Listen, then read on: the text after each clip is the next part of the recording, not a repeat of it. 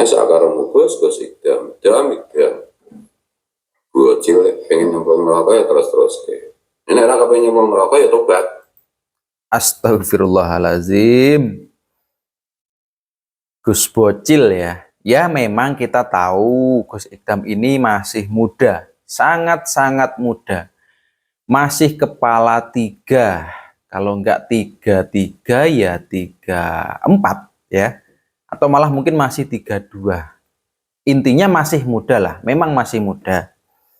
Bukan berarti ketika Gus Ikdam ini khilaf dalam menerjemahkan sebuah hadis lalu bisa seperti ini pada akhirnya.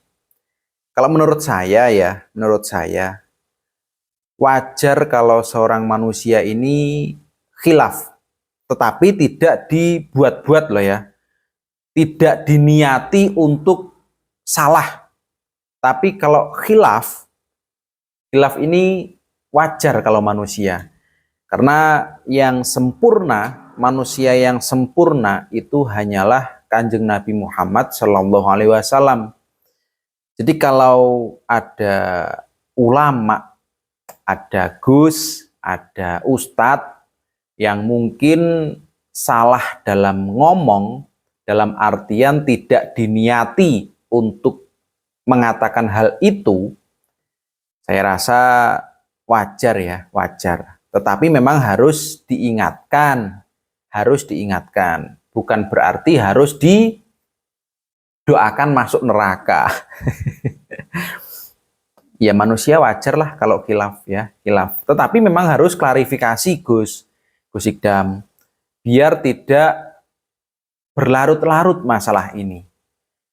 Buktikan kalau panjenengan memang mungkin tidak ada niatan merubah isi hadis, merubah arti hadis. Buktikan panjenengan memang tidak sengaja seperti itu ya.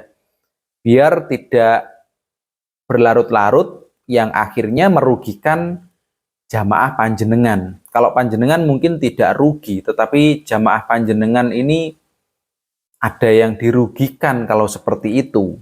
Karena menyebutkan Habib ya, menyebutkan kata Habib hari-hari ini itu agak beresiko, terutama yang tidak menyukai nasab Ba'alawi, Habib Ba'alawi seperti itu Gus.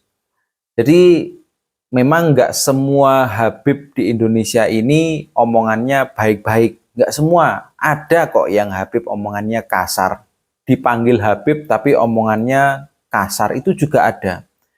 Maka dari itu perlunya klarifikasi dari panjenengan biar nggak berlarut-larut ya. Saya pun juga mengidolakan Habib Syekh seperti Gus Ikdam mengidolakan Habib Syekh. Tapi kalau saya mengidolakan Habib Syekh itu karena suara Habib Syekh itu merdu sekali dalam melantunkan sholawat. Jadi dulu tahun 2011 itu ketika mungkin saya bekerja, saya sangat senang apabila sambil mendengarkan sholawatan versi Habib Syekh. Nggak tahu kenapa, itu membuat semangat ya. Tapi kalau saya, itu adalah merdu suaranya ya. Kalau masalah ceramah, itu saya sangat jarang sekali mendengarkan ceramahnya Habib Syekh. Itu kalau ceramah ya. Saya lebih senang mendengarkan lantunan sholawatannya saja. Jadi kurang mengikuti apabila Habib Syekh mungkin ceramah. Saya kurang mengikuti. Bahkan saya tidak punya kenangan apa-apa ketika Habib Syekh ini ceramah atau ngaji ya. Saya nggak punya kenangan apa-apa. Karena yang saya ambil hanya sholawatannya saja. Seperti itu. Jadi saya ngefans memang dengan Habib Syekh, tetapi tidak dengan selain suaranya. Ya nggak tahu kenapa, tapi memang yang saya ambil itu, yang saya idolakan adalah kemerduan dari Habib Syekh. Selain itu, saya memang tidak pernah mendengarkan ya. Lebih senang mendengarkan Gus Ikdam ceramah daripada Habib Syekh. Itu kalau saya ya, kalau saya. Jadi kalau ada orang yang mengatakan Wah, ini Tantos Golden ini juga muhibinnya Habib. Ya, terserah kalian sih ya. Tetapi kalau saya itu memang suka solawatannya Habib Syekh ya. Suaranya Habib Syekh, merdu ya, menenangkan. Itu bagi saya. Selain suaranya dalam bersolawat, saya belum pernah mendengarkan ceramahnya Habib Syekh. Karena memang kurang kurang minat ya, kurang minat. Kalau ceramah saya lebih seneng Gus Ikdam, Gus Baha, seperti itu. Nah, sekaligus ini menjawab komentar dari Bang Rianda Nugroho. Kalau belum cukup pengetahuan, nggak usah jadi admin, Kang. Bagusnya di mana? Kalau Habib Syekh bilang Rizik gurunya NU, baiknya di mana? Asbun. Nah, ini sekaligus menjawab atau menanggapi komentar dari Kang Rianda Nugroho. Jadi sudah saya sebutkan ya, Kang ya. Saya bukan fanatiknya Habib Syekh, bukan. Tetapi saya hanyalah pengagum suara merdunya Habib Syekh. Nah, kalau menurut saya ya, orang yang mendakwahkan sholawatnya Kanjeng Nabi, terus dihujat, itu kayaknya kurang pas ya. Kecuali kalau memang orang itu bermasalah, bermaksiat, atau mungkin memang memiliki permasalahan yang umum, yang dimana hampir semua orang ini mengecam. Itu ya nggak apa-apa lah. Tapi kalau orang yang mendakwahkan sholawatnya Kanjeng Nabi, itu kalau bisa nggak usah dihujat. Kalau nggak suka, skip, gitu aja. Saya pun juga tidak mengagung-agungkan Habib Syekh, tidak.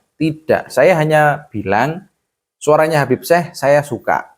Saya suka, itu menenangkan ya, menenangkan. Bagi saya, ya, bagi saya. Bagi kalian kalau tidak ya nggak masalah. Saya juga tidak memaksa kalian. Untuk masalah Habibnya, nasabnya bagaimana?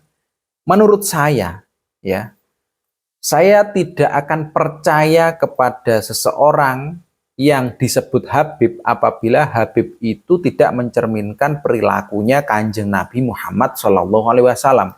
Saya akan pergi begitu saja apabila ada orang dipanggil Habib tetapi perilakunya tidak seperti Kanjeng Nabi. Tetapi saya akan mengikuti ataupun mempercayai omongan orang yang meskipun bukan keturunan Kanjeng Nabi, tetapi omongannya ini baik, menenangkan, omongannya ini bisa membuat kita lebih baik lagi. Saya malah seperti itu, nurut atau bukan nurut sih. Saya lebih mempercayai orang yang baik omongannya dan tingkah lakunya, meskipun bukan keturunannya Kanjeng Nabi.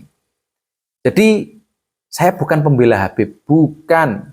Tetapi kalau masalah Gus Ikdam, saya memang menyayangkan kalau Gus Ikdam ini dibawa-bawa dengan nasabnya Habib ya. Saya menyayangkan sekali. Dan seperti bahasa saya di awal tadi, andaikan Gus Ikdam ini memang khilaf, ya wajar. Gus Ikdam ini orang biasa, manusia biasa. Kalau pengen yang sempurna, manusia sempurna, ya silahkan menghadap Kanjeng Nabi Muhammad SAW. Berarti itu menunjukkan kalau Gus Ikdam khilaf, Gus Ikdam adalah manusia biasa. Bukan Nabi yang perlu diagung-agungkan terus-menerus. Tidak. Saya pun juga menantikan kok klarifikasinya Gus Ikdam. Saya sangat menantikan. Sebenarnya apa sih maksudnya Gus Ikdam menambahkan kata Habib? Saya juga penasaran. Karena saya juga tidak setuju apabila kata Habib ini disisipkan di dalam hadis. Padahal hadisnya tidak seperti itu maknanya. Saya juga tidak sependapat, ya. Makanya saya juga menantikan klarifikasinya dari Gus Ikdam. Sampean tobat, dan tobat, era tobat lo setelah azab Gusti Allah turun kemudian. Saya tidak menertawakan keseriusannya Gus Fuad, tidak ya. Saya ya gimana ya? Kalimatnya seperti itu sih. Mutiar. Dan itu dia serius loh. Dia serius karena memang Gus Fuad ini tidak terima apabila sabda Rasulullah ditambah-tambahi. Saya memahami hal itu. Tapi kalau sampai ya mutiar, masuk neraka dan segala macam, saya kurang sependapat karena kemungkinan Gus Ikdam juga tidak niat untuk mengubah isi dari hadis. Gus Ikdam tidak akan pernah punya niatan untuk mengubah, mengutak-atik isi hadis. Falyata bawa mangada finar. Apa sih Ikdam itu udah pesen tiket tempat duduk di neraka gitu. Ya, kalau disengaja, mungkin iya, Gus. Kalau disengaja dan diniati untuk merubah hadis, berarti pesan tiket ke neraka. Tapi kalau khilaf, ya wallahu alam. Ya, Ikdam itu bertobatlah kamu. Gus Ikdam, ya tak panggil Gus lah kamu karena kamu terkenal punya santri gitu ya. Ya, oke lah. Kita nantikan aja ya klarifikasinya dari Gus Ikdam. Ya oke lah, maklum lah kalau banyak orang ngomong bahwa si kamu itu Gus Ikdam itu Gus penjilat. Oh, kok ranahnya kok kemana-mana sampai ke penjilat segala. Ya aku masih maklum lah. Mau penjilat mau apa, yang penting jangan menyangkut kemuliaan Rasulullah, jangan keterlaluan menipu umat Rasulullah dengan atas nama Rasulullah. Semoga tidak disengaja ya. Gus Ikdam tidak menyengaja merubah isi hadis, arti hadis. Itu ya, disampaikan ini yang jadi muridnya si Gus Ikdam, apa penggemarnya Gus Ikdam, jangan ngaco mulut itu, jangan bawa-bawa Rasulullah untuk menyesatkan umat Rasulullah. Oh, enggak. Kalau ini saya enggak setuju. Saya yakin Gus Ikdam tidak ingin menyesatkan umatnya, tidak menyesatkan jamaahnya. Saya yakin itu. Gus Ikdam ini tujuannya baik loh. Baik. Gus Ikdam ini sudah banyak buktinya. Saya nggak perlu jelaskan satu-satu. Mu'alafkan orang sudah. Merubah orang yang sikapnya buruk menjadi lebih baik sudah. Dan lain-lain. Saya yakin tujuannya tidak menyesatkan. Insya Allah ya. Kok kejam banget ya, kok kecil banget, kok nggak takut sama sekali ya sama Allah. Lah Gusnya kayak begitu, terus pengikutnya gimana? Ya, saya yakin kalau garangan-garangan itu nggak sampai Pak ke nasabnya Habib. Habib itu nggak sampai pemikirannya. Karena targetnya Gus Ikdam kan memperbaiki akhlak ya, bukan menjunjung tinggi Habibnya, bukan. Kalau Gus Ikdam merangkul Habib Syekh ketika datang, itu ya karena Gus Ikdam menghormati, sekedar itu. Bukan mengajak para jamaahnya untuk menjunjung tinggi para habaib, semua habaib di Indonesia. Tidak. Saya yakin tidak seperti itu. Fokusnya Gus Ikdam bukan di situ, Pak. Fokusnya Gus Ikdam ini memperbaiki akhlak ya, memperbaiki akhlak garangan. Saya enak udel sendiri, nggak pakai otak. Saya membawa Rasulullah untuk menyesatkan umat Rasulullah, untuk menipu umat Rasulullah. Oh ya segitunya gitu loh. Jadi sekali lagi, ini saya memperingatkan sebagai sesama orang Islam. Saya masih husnuzon sih. Ikdam itu orang Islam. Ya, karena memang masih Islam, Pak. Karena memang orang Islam. Gus Ikdam ini memang orang Islam. Jangan rusak umat Rasulullah. Jangan rusak ajaran Rasulullah. Tidak, Pak, tidak. Saya yakin tidak. Justru malah memperbaiki akhlaknya orang-orang nakal, ya, bukan merusaknya. Berhentilah menjadi mukibul. Kalau itu nggak tahu ya, bisa apa enggak. Kalau enggak, sebentar lagi kamu itu popularitasnya kamu itu dicabut oleh Allah.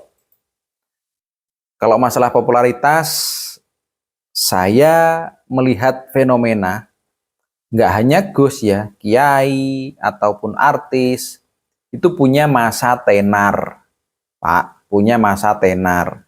Tidak selamanya memiliki ketenaran, tidak selamanya. Entah itu artis, kiai, Gus, Habib, tidak selamanya memiliki ketenaran.